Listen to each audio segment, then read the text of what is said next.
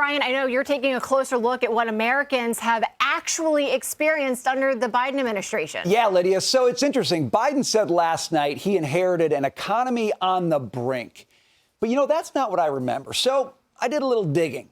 We know how it's going right now, but how did things really start? Well, let's start with breakfast, okay? My favorite is steak and eggs. But look at what happened under Biden. Steak up nearly 30%, and worse for eggs, up a whopping 71%. I think I like my pre-Biden breakfast just a little bit more. Or how about getting around? Biden inherited gas at $2.42. He's given us a 37% increase. Talk about powering your home. Your prices there in electricity have gone up 27%. Now, cheaper electricity pre-Biden doesn't sound like being on the brink to me. And this may be the worst. Monthly mortgage payments on $400,000 homes, up 59%. 3% mortgage rates to over 7%. Now, of course, Biden's solution for all of this is more government spending. And he had a message for the rich last night. Listen. I'm a capitalist. If you want to make or can make a million or millions of bucks, that's great. Just pay your fair share in taxes.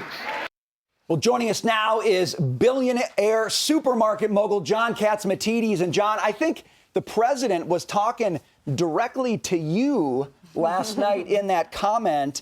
He wants you to pay your fair share. Are you not paying your fair share right now? Well, I think we're paying a lot of taxes, and I think it comes to spending. 78% of Americans are living paycheck to paycheck. And since he took office, interest rates went sky high. The price of food went sky high.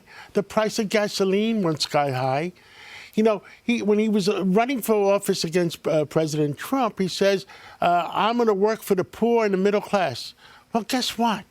He made the poor people poorer. He made the middle class poorer. I mean, when he raised the price of gasoline, he cut the pipeline out and made the oil companies the enemy of the people. He moved $1 trillion worth of wealth from North America to where? To Russia and to the OPEC nations, to China. And you know what money Russia used? Russia does 10 million barrels a day.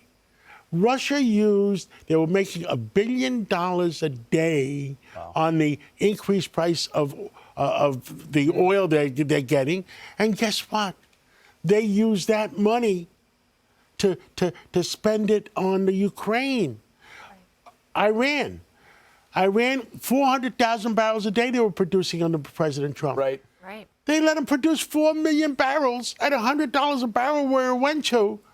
They made them zillionaires, and that funded all the Hamas, the Houthis, everybody. Yep. Right. And don't forget, it's an election year, and he needs the price of interest rates down. He needs the price of gasoline down. Well, guess what?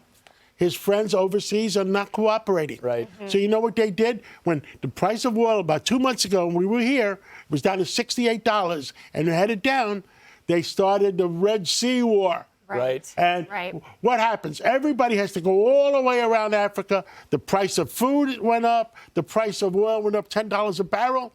And guess what? And now here we are. And I know you've got your eye on all of that because you are, after all, the CEO and chairman of United Refining. But you're also, run a chain of very successful grocery stores. And I'm curious to know what you think about the plan to now raise the corporate income tax. Because Biden, like you said, paying fair share, not just talking about everyday individual people and billionaires like yourself, but he wants to take the corporate tax from 21% to 28%. How is that going to impact business? And how is it going to impact jobs? You know what's going to happen? All these big companies, their earnings per share, every quarter they have to represent. If they have to pay more taxes and the earnings per share is after taxes, guess what they're going to do? They're going to raise the price of the product to the consumer. Exactly. So at the end of the day, the consumer pays. In a way, his speech is racism. Why? Because he's addressing the people that don't understand the economy like that. It is racism, because if you take people that don't understand, are not college graduates, not high school graduates, and you say that we're going to tax the rich and we're going to tax the corporations, it's going to be reflected the same way it's going on in New York about congestion pricing. Yeah. Hey, you know, when they raise the prices of the tolls, if the truck going to my stores, the Gristedes stores, is going to pay Just more, it's going to go back to the Right. consumer. I want to talk about the consumer since you're hitting on it. We always say on this program, it's the economy, stupid, except it's not. It's the price level, stupid, right? Because as Brian was mentioning, it's the price of all of these things. Regardless of how the economy looks on a good jobs day, it's what people are paying at home that they are really feeling that. Is the election year about the price level, stupid? I think the election year is about, am I better off today than I was 4 years ago? Right. And the poor people are poorer, the middle class is suffering more, and look, the migrant crisis.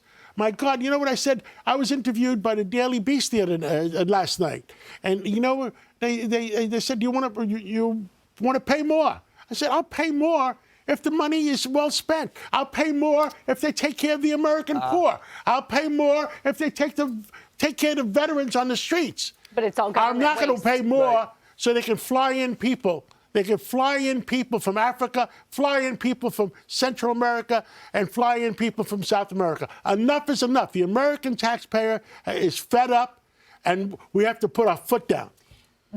That's a great way to leave it. We're going to end it there. John, thank you so Good to much. see you, John. Thank you. Thank you for that. Really appreciate you joining us.